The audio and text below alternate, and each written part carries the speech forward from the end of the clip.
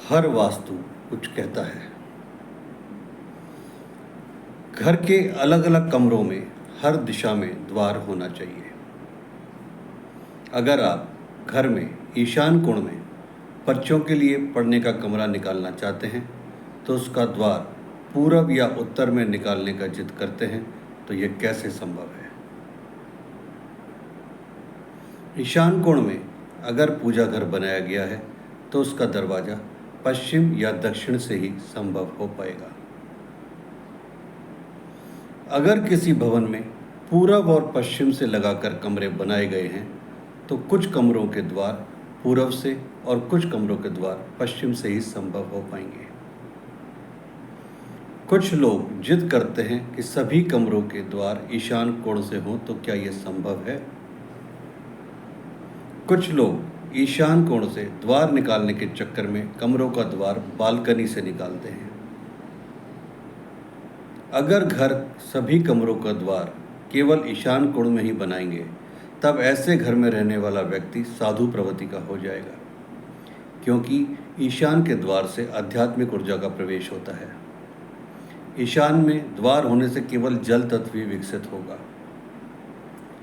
नैऋत्य कोण में मुख्य शयन कक्ष बनाया जाता है। नैऋत्य कोण में सोने वाला व्यक्ति केवल अपने बारे में सोचता है, लेकिन नैऋत्य कोण के शयन कक्ष में स्थित ईशान का द्वार उसे परोपकारी बनाता है। नैऋत्य कोण के शयन कक्ष में ईशान के द्वार और नैऋत्य कोण की ऊर्जा का संतुलन स्थापित हो जाता है। इसलिए नैऋत्य कोण में सोने वाला व्यक्ति घर के सभी सदस्यों के सुख दुख का साथी बन जाता है। वास्तुशास्त्र संतुलन की बात करता है और संतुलन सभी तत्वों का होना चाहिए। व्यक्ति के जीवन में तभी संतुलन आएगा जब सभी तत्वों में संतुलन रहेगा।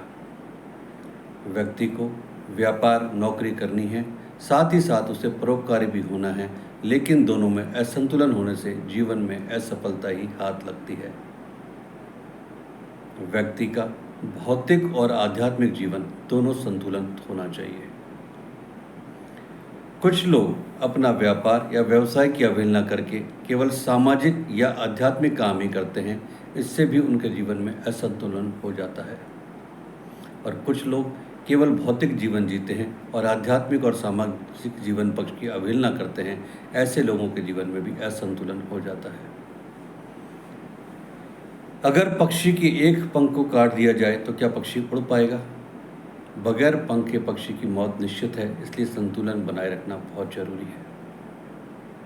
पांचों तत्वों को संतुलित करके पक्षी के समान आप अपने क्षेत्र में ऊंचाइयों तक उड़ सकते हैं। आज के सफ़र में इतना ही।